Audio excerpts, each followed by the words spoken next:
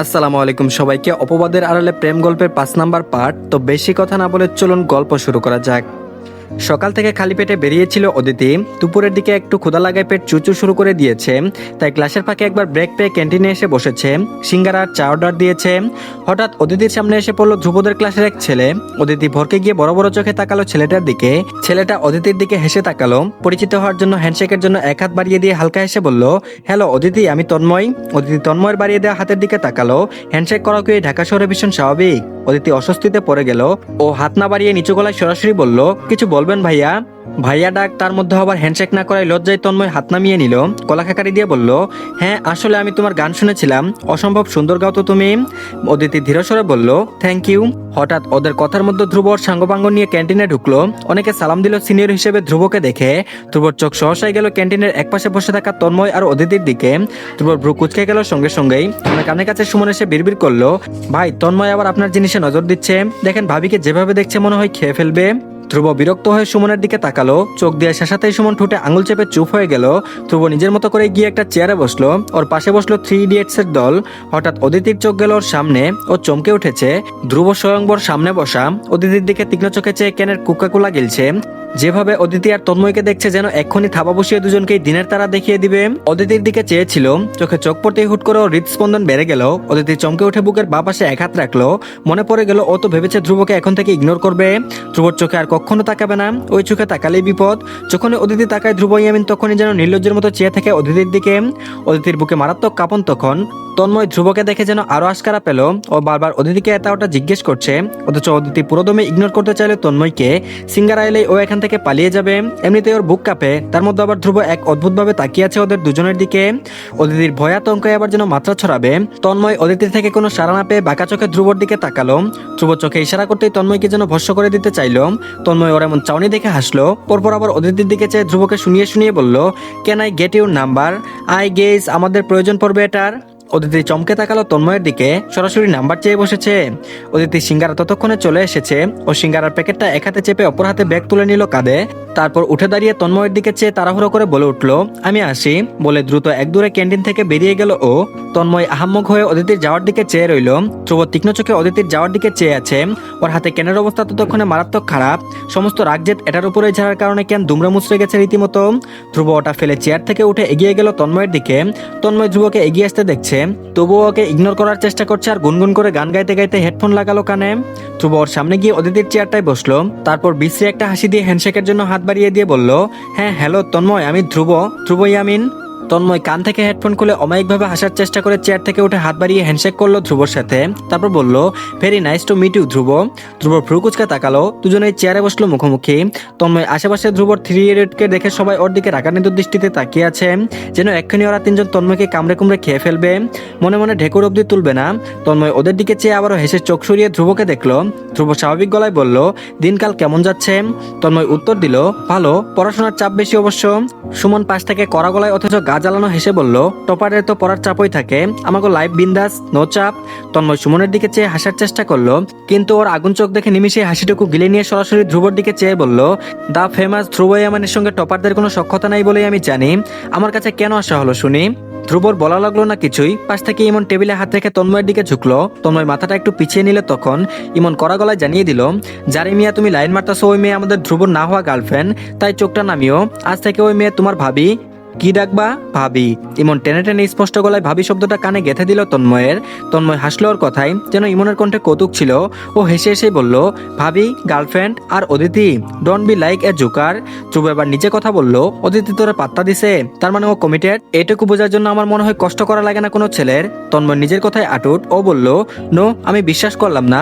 অদিতি ধ্রুবকে ভয় পাই, আমি তো সেটাই জানি। রাজু এবার রেগে গেল। ধ্রুবর সঙ্গে এমনভাবে হেয়ালিভাবে কথা বলা ওর মোটেও পছন্দ হলো না। ও দুকদম তেরে গিয়ে বলল, ওই পুলা ভাইয়ের লোকে মজা লস, চিনোস আমাদের ভাইরে? তন্ময় রাজুর থেকে চোখ সরিয়ে ধ্রুবর দিকে তাকালো। খোঁচা দিয়ে বলল, চিনবো না কেন? একটা বখাটে ইউজলেস ছেলে তোমাদের ধ্রুব ভাই। ধ্রুবর পরিচয় জানাতে আমাকে বেশি দূর যাওয়া লাগবে না। এই ক্যান্টিনে যারা আছে ওদের যে কোনো একজনকে জিজ্ঞেস করলেই হরহর করে বলে দিবে তোমাদের ভাই কেমন আর সে কে।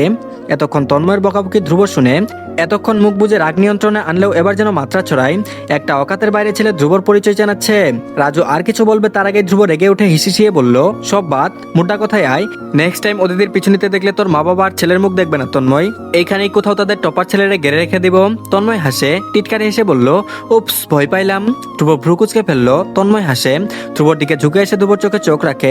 ভীষণ শান্ত গলায় বুদ্ধিদীপ্ত চোখ দিয়ে ধ্রুবকে আগাগোড়া পরখ করে বলল, অদিতি তোমার গার্লফ্রেন্ড নয় আমি জানি। আমাকে বড় গলায় হুমকি না দিয়ে ওকে নিজের প্রেমে ফেলে দেখাও। অদিতি তোমাকে ভালোবাসলে আমি নিজে তোমার কাছে সারেন্ডার করবো স্বেচ্ছায়।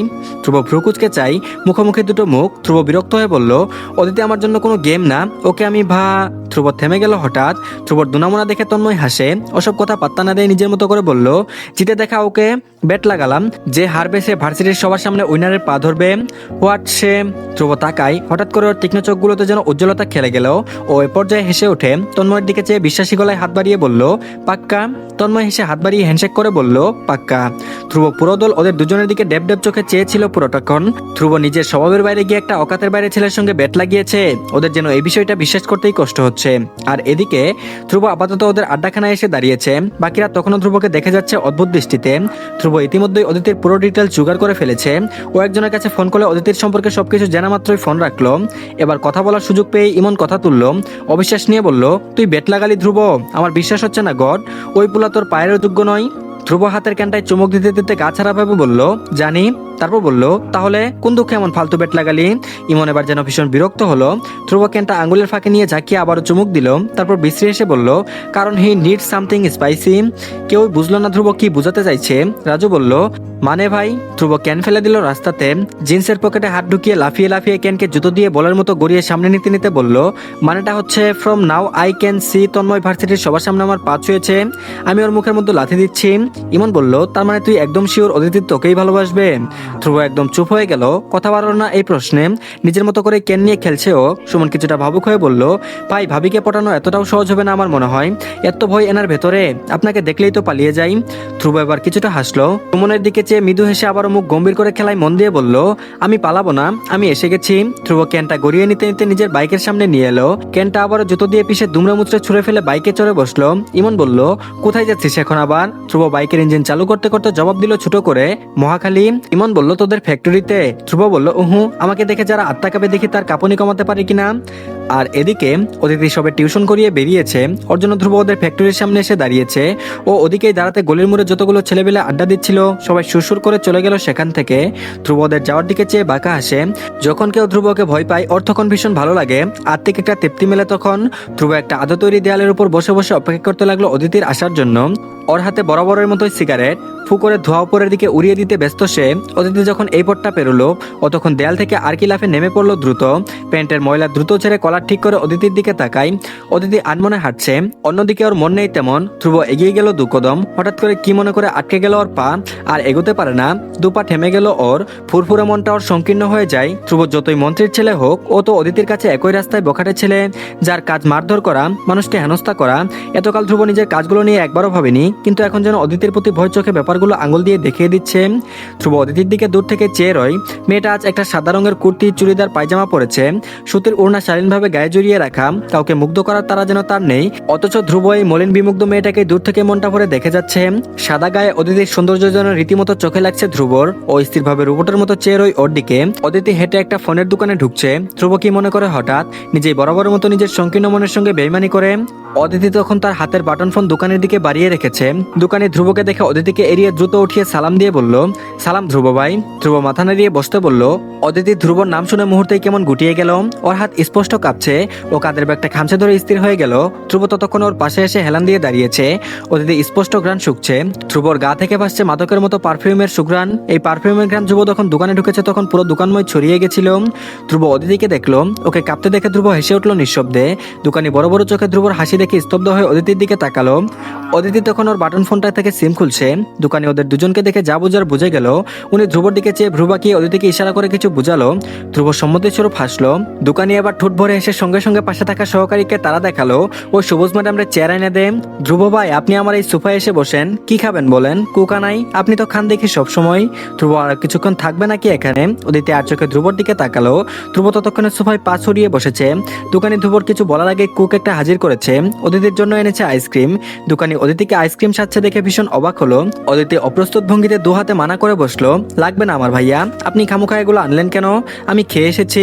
লজ্জায় পরে এমন নানা কথাই বলতে লাগলো ও। দোকানি শুনলো না, জোরপূর্বক হাতে আইসক্রিম ধরিয়ে দিয়ে গাল ভরে হেসে বলল, আমাদের ভাই কিন্তু বাইরে শক্ত হলেও ভেতরে ভীষণ নরম ভাবি, আপনি তারে ভালো রাখেন। ধ্রুব দোকানের এভাবে সরাসরি বলা দেখে খুক খুক করে কেসে উঠল। অদিতিও ভ্রু কুচকে ফেলল। এই ভাবি ভার্সিটিতে ছড়িয়ে ডাক এত দূর অব্দি এসে গেছে, এসব নিশ্চয়ই ধ্রুব ভাইয়ের গ্যাংয়ের কাজ। অদিতি আবার কিছুটা বিরক্ত হলো, ধ্রুবর দিকে তাকালো। ধ্রুব এবার দুকাত উঁচু করে ঠুট উল্টে ফেললো। এমন একটা ভান করলো যেন এসবের কিছুই ওর কাজ নয়। অদিতি ছোট করে হতাশ্বাস শ্বাস ফেললো ও দোকানের দিকে চেয়ে বলল, ভাই আমার ফোন কবে নাগাদ ঠিক করে দিতে পারবেন? দোকানি অদিতির ফোনটা সহকারীকে ডেকে ওর হাতে দিয়ে দিল। অদিতির দিকে চেয়ে যত সম্ভব অমায়িক গলায় বলল, আজকেই দিব ভাবি, আপনার কাজ সবার আগে হবে আমার দোকানে, 10 মিনিট খারান। প্রতিবাকে এতবার ভাবি ডাকা রীতিমতো হজম হচ্ছে না অদিতির। ও এবার দোকানের দিকে চেয়ে গম্ভীর গলায় বলে উঠলো, ভাইয়া আমি বিয়ে করিনি এখনো, আমাকে প্লিজ ভাবি ডাকবেন না এভাবে। দোকানি হতভম্ব চোখে অদিতির দিকে চেয়ে আবার ধ্রুবর দিকে তাকালো। সে যেন পৃথিবীর সপ্তম আশ্চর্যের কথা শুনছে। ধ্রুব চোখের ইশারায় বুঝালো, এই মেয়ে যা বলছে চুপচাপ তা মেনে নাও। দোকানি বুঝলো ধ্রুবর কথা। সে নিজেকে শুধরে নিয়ে এবার বলল, সরি আপু, আমি ভেবেছি আপনি। আর বাদ দেন, এই কামরুল, আপুর ফোন ঠিক হয়েছে? উনি আর কত অপেক্ষা করবেন? বসের থেকে তাগাত পেয়ে কামরুল হাত চালাচ্ছে দ্রুত।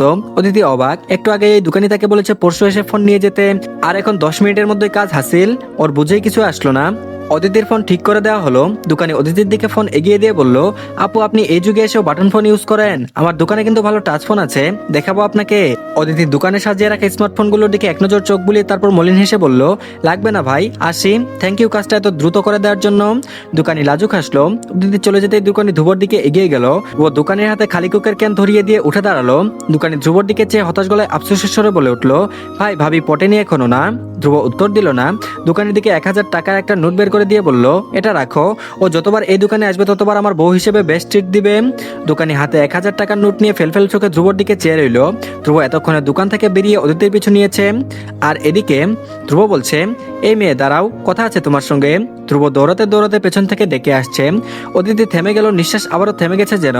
যে ধ্রুব এগিয়ে গিয়ে ওর সামনে এসে দাঁড়ালো, হৃৎপিণ্ড যেন একদম লাফিয়ে উঠে দ্রুত সঞ্চালিত হতে থাকলো। প্রতিবার কেন এমন হয়? ধ্রুব কাছাকাছি এলে অদিতি বুঝতে পারে ও আর স্বাভাবিক থাকছে না, উলটপালট হচ্ছে। এমনটা হওয়ার কারণ কি? অদিতি ভয়ে ভয়ে আশেপাশে তাকালো, কেউ কি দেখছে ওদের? যদি বাবা জেনে যায়? ধ্রুব ওর তাকানো দেখে বুঝে ফেললো। আশ্বস্ত করার জন্য শান্তস্বরে বলল, কেউ নেই এখানে, রিল্যাক্স। তো ধন্যবাদ সবাইকে, এই পার্টটি এই পর্যন্তই। তো সবাই প্লিজ আগে চ্যানেলটিকে সাবস্ক্রাইব করে দিন, আর পরবর্তী পার্টও দিয়ে দেওয়া হয়েছে, সবাই দেখে নেবেন। আর সবাই ভিডিওতে একটা করে লাইক দিন। ভালো থাকবেন সবাই, আল্লাহ হাফেজ।